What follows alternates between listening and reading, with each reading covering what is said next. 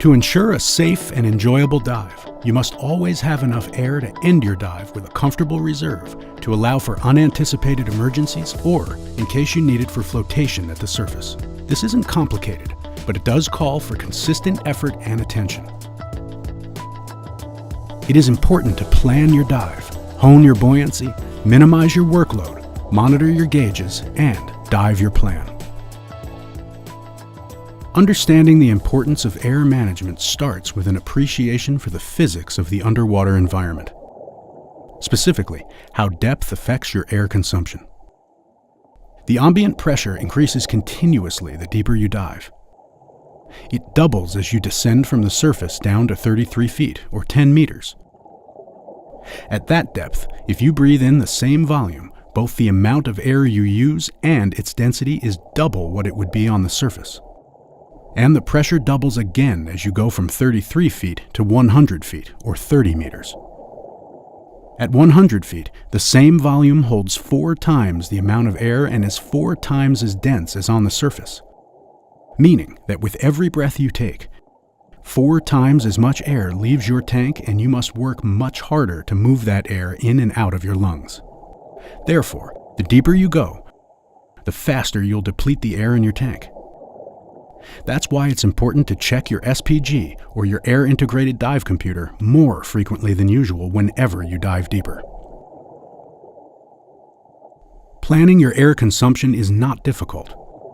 A common method is known as the rule of thirds.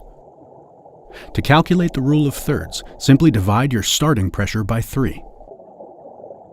Use the first third for your descent and way into your dive, the second third for your return, and the remaining third for your safety stop and ascent. You should surface with at least 500 psi in reserve for emergencies. You should be more conservative when you've planned a deeper dive, when a dive demands a higher workload, or when even a slight current is evident. Also, keep in mind that conditions may change during your dive, so monitor your gauges more frequently. As you advance your skills, you can also learn to calculate air consumption mathematically by taking into consideration how much air you have in your tank, what your usual breathing rate is in surface equivalent terms during your dive, and what the pressure is at the depth you intend to dive to. Those 3 factors will tell you how long your air will last, assuming that you maintain an average level of physical activity.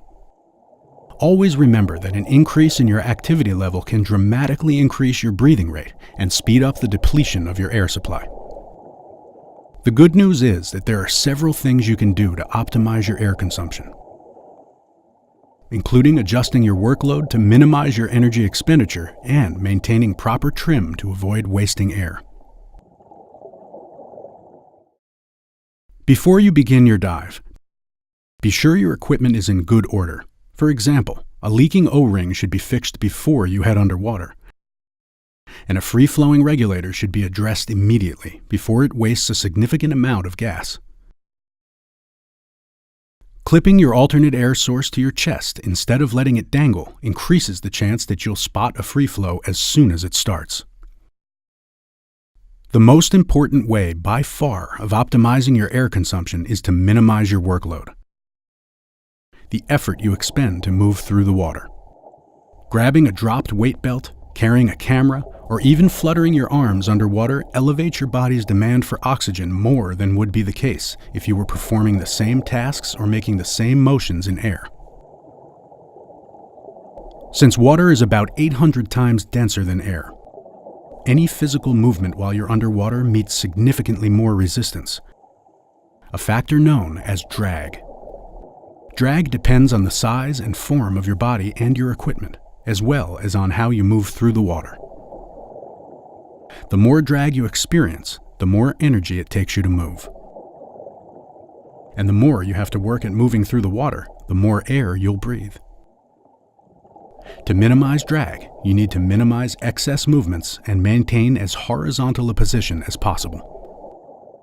Correct weighting, which helps you efficiently maintain proper buoyancy, is another element of good air management. If you're carrying too much weight or additional equipment, You'll have to inflate your BC more than would otherwise be necessary to achieve neutral buoyancy, and that increases drag as you move through the water. But carrying too little weight isn't good either. In that case, you'll need to swim on a downward angle to stay under, and that uses up valuable energy, and thus air. When your tank is full at the start of a dive, you should be able to float at eye level with about half a gallon of air in your BC. And at the end of a dive, when your tank is as empty as it's going to be, then you should be able to float at eye level on the surface while holding a normal breath. But if you exhale, then you should descend. You can also optimize your air consumption and reduce drag by maintaining proper trim. That is, by aligning your body in the direction in which you're moving through the water. The position of your weights and tank is what determines your trim.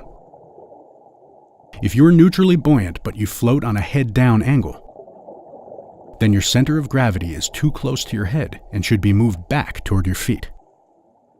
Conversely, if you float at a head-up angle, then your center of gravity is too far toward your feet and needs to be moved forward by shifting your tank and/or your weights toward your head. Maintaining good trim has another beneficial effect on your air consumption. The more horizontal you are, the easier you'll find it to breathe, because air naturally floats upward. So when your second stage demand valve is below your mouth, which is the case when you're horizontal, then air rises up into your lungs. This takes less effort than if you're more vertical in the water and need to suck air down from your regulator into your lungs. So minimize unnecessary movements and stay horizontal. Keeping your breathing slow and steady is another important way of optimizing your air consumption. Shallow breathing is ineffective because the air in your lower lungs never gets fully exhaled, which leads to increased carbon dioxide retention, which in turn can increase your anxiety level. So breathe in, breathe out, slow and steady, taking normal breaths. That's the most relaxing and efficient way to breathe underwater. The speed at which you swim is yet another factor in air management. The slower you move, the less drag you'll experience and the less energy you'll consume. As anyone who owns a motorboat knows, the faster you go, the more gasoline you'll use, because drag increases with speed. In other words, moving twice as fast through the water takes 4 times as much energy.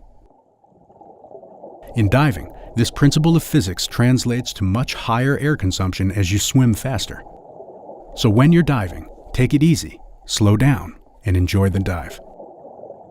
Also, be sure to factor in the presence or absence of a current. Whenever you're diving in a current, you should consider heading into the current at the start of your dive, so you'll use more air heading out than you'll need in making your way back. That's because swimming against a current uses a lot more energy than swimming with a current.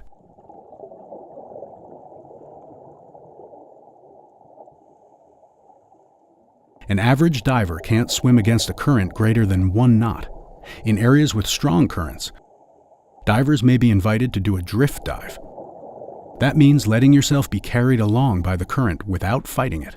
But if you do a drift dive, you won't be able to return to your entry point. Instead, the boat will pick you up down current. This type of diving requires skill and experience, so you should learn more about drift dives before joining in on one.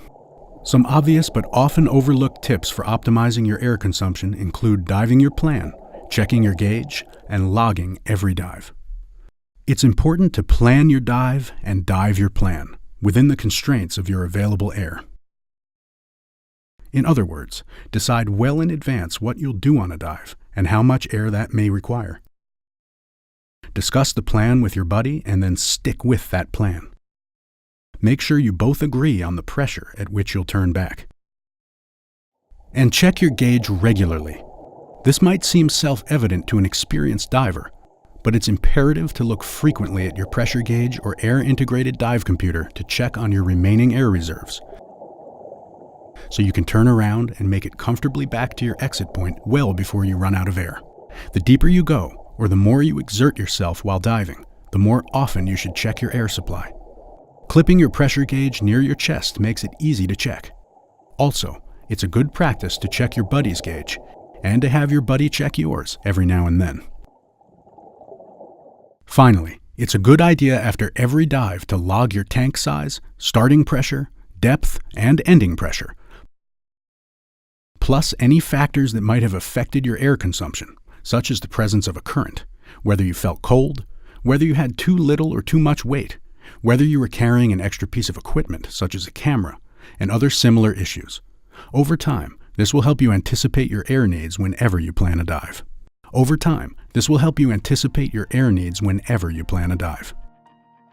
To ensure that every dive is relaxing and enjoyable, remember these are best practices for air management.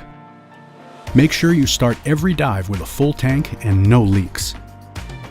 Plan your dive and estimate how long your air will last, given the depth and activities you have planned.